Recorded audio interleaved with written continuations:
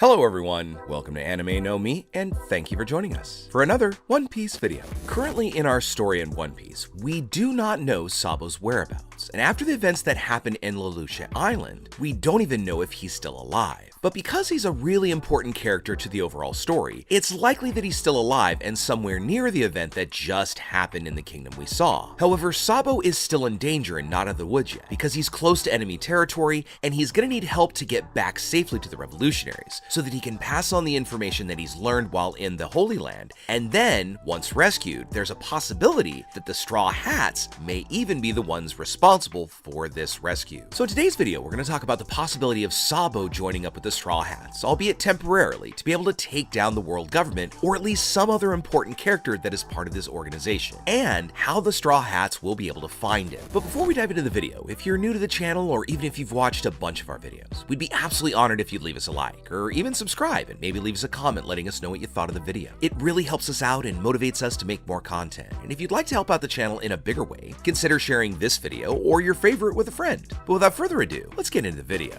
So my friends, the possibility that Sabo may still be alive after the destruction of the Lelouch Kingdom is still quite possible. But we also know that the world government is gonna try and take his life at all costs, lest he leak the important information about the world government and even Im-sama's existence. During the Revelry arc in Marijois, Sabo ended up confronting Admiral Ryukugyu and Fujitora so that his fellow revolutionaries could escape with Kuma. But a fight against two great admirals was just be impossible for Sabo to take on, yet somehow he managed to escape from this battle. This escape was most likely due to the fact that the admirals had to hold back because of where they were, because they couldn't cause destruction around them, because there were the world nobles all nearby. Because as we know, Fujitora and Ryukugyu's power have a very large destructive capability and range. Admiral Fujitora has the ability to control gravity and is able to attract meteors to hit his enemies, causing great destruction over a large area. And Ryukugyu is able to create a large forest in any place he goes, increasing his combat field. Because of the large potential for collateral damage, they were unable to let their full powers loose there in Marijois. And also for the fact that there were representatives of all the 20 kingdoms, the Gorosei, and the celestial dragons that lived nearby in a big castle. Had the admirals used all their power to take out Sabo, at some point in this battle, they would have either injured or even taken the life of one of these globally important figures, causing the admirals and the marines to take the blame for this act, no matter how they tried to spin the story. And even though he has no connection to the events that led to the King of Alabasta losing his life, all of the blame fell on Sabo. Now we don't know the reason yet, but the world government has put the blame on him and said that he lost his life as well. Perhaps this event could have something to do with the fact when the Gorosei met with Im-sama and asked which star or light in the world needed to be erased or extinguished. And the King of Alabasta might have been chosen to have their life taken, or at the very least Vivi, but again, the blame fell on Sabo,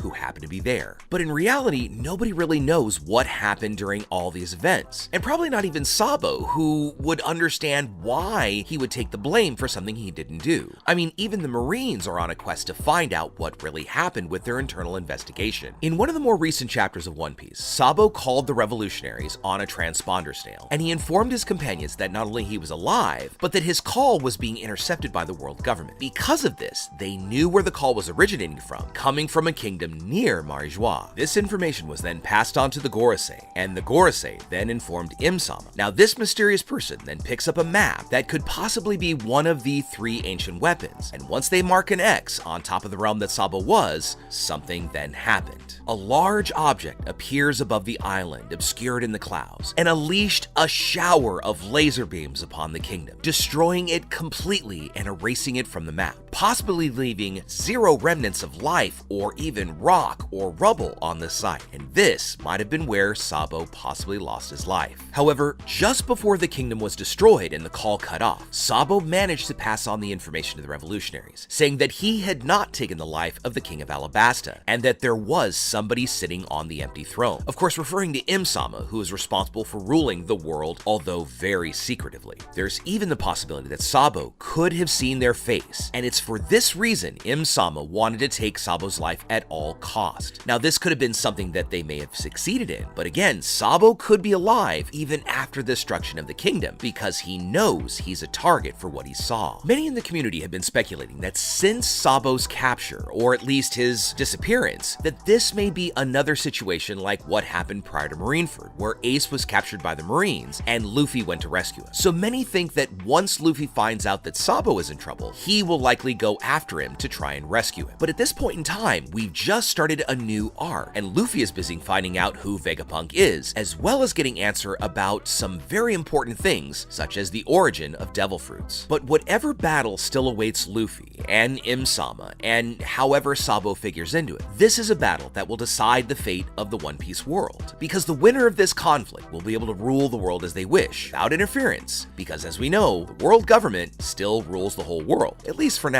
But should Im-sama be defeated by the revolutionaries, they would be able to change how the world is ruled, and they could change the rules in any way they want, and even get rid of the world nobles from their positions, bringing an actual peace back to the world. However, if the world government were to come out victorious and defeat the revolutionaries, this would extend their reach, because really the only organization that poses a real and significant threat to the world government is the Revolutionary Army. You see, pirates on the grand scale are really not a problem for the world government, because they have the Marines and the SSG to take care of them. But the revolutionaries are a very different kind of quantity, because they act in an organized and yet secretive way, and the Marines don't even know where they're located, so they can't make any direct actions against them. So if Sabo were to unite with the Straw Hats, even temporarily, they would be able to directly confront the world government, because the Straw Hats have many powerful pirates, and they also have the Straw Hat Grand Fleet. This at least gives us the idea that the probability that Sabo will temporarily join the Straw Hats crew is pretty good, because since we have this great conflict to come, we know that Luffy is gonna play some part, even if he doesn't know yet the role he needs to play. One thing that is concerning though is that if the world government were able to trace the location of Sabo, it's likely that they could have also traced it back to the revolutionaries, and that puts this whole group in danger, because if their location is revealed, this is going to be something that then Im-sama can act on. Another piece of information that adds on to the idea that Sabo may in fact join the Straw Hats is this mysterious disappearance of Princess Vivi. Now, once the Straw Hats learned that Vivi had disappeared during the revelry, many of the Straw Hats, including Luffy, wanted to go after her to save her, because she is a de facto member of the crew, although she isn't on the boat just now. So if going after Vivi alone wasn't enough to get the Straw Hats to change course, perhaps needing to save Vivi and Sabo might be enough to get the crew to go in that direction once they're done on this Egghead Island. Because with the last mention of Vivi disappearing after her father's life was taken, it's likely that she escaped with Sabo and may have even helped in his escape.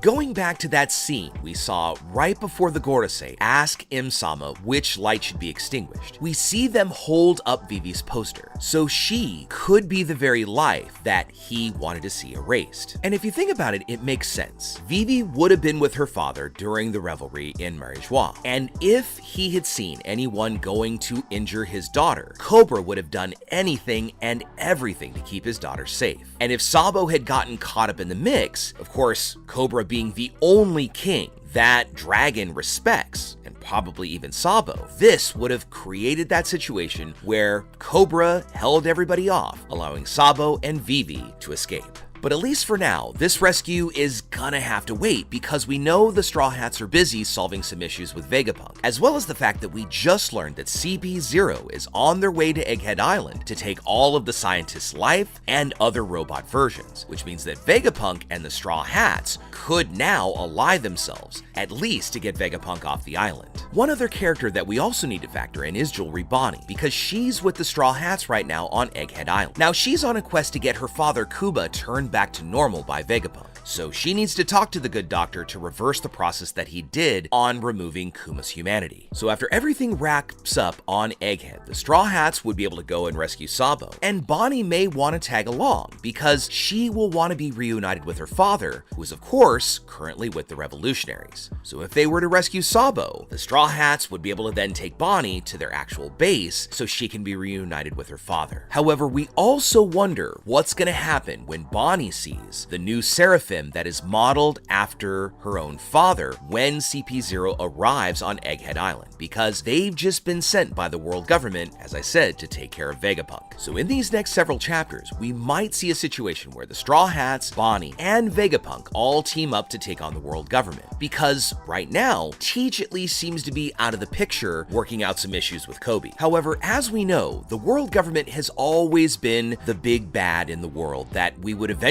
have to take on. And as we go deeper into this final saga of One Piece, we gotta see that all of these different threads are gonna start coming together to bring all these different factions and characters together, either allying themselves with the world government or allying themselves with Luffy, the Straw Hats, and the Revolutionaries. So as we can see this big battle looming over the world of One Piece, we've also heard Oda refer to the idea that this battle, this final battle, will be one that makes the Battle of the Best in Marineford look like just a small skirmish, because this is literally going to involve potentially the whole world. But for now, we're going to have to wait to find out what Teach has in mind with Kobe. But since Kobe still has his deep connection with the world government and the Marines, and potentially Sword and Garp, we gotta know that this is going to be laying out some of the groundwork that will be resolved as we get ready for this final battle. A final battle where we will finally get to see the Revolutionary Army, and we'll get to see Dragon showing his full real power that's been hidden almost since the very beginning of our story, as well as all the other revolutionaries and all the other factions that are going to work together to overthrow the world government. But with all that said, my friends, we'd love to know what you think about it now. What do you think is going to be the catalyst that gets Vegapunk to join the Straw Hats, or at least leave the island? Or do you think that the various kind of cyborg Vegapunks might split their allegiance, where some go with the world government and others go with the Straw Hats? Next, what do you think Teach has in mind for Kobe? Now, we know that he respects Kobe because with whatever incident Kobe was involved in, it allowed Teach to take over Beehive Island or the Pirate Island. But do you think he's trying to turn Kobe, or simply just get some information out of him? Let us know what you think in the comments below. So as we wrap up our video for the day, I'd like to thank all of you that are still watching, and thank you so much for watching the video all the way up to the very end. Be sure to comment on any themes or ideas that you'd like to see in future videos. And also, since you made it this far, give us a like and hit that red subscribe button before you head out to take on the rest of your day. Hope to see you all in our next video, and let's keep sailing this giant sea together. Take care.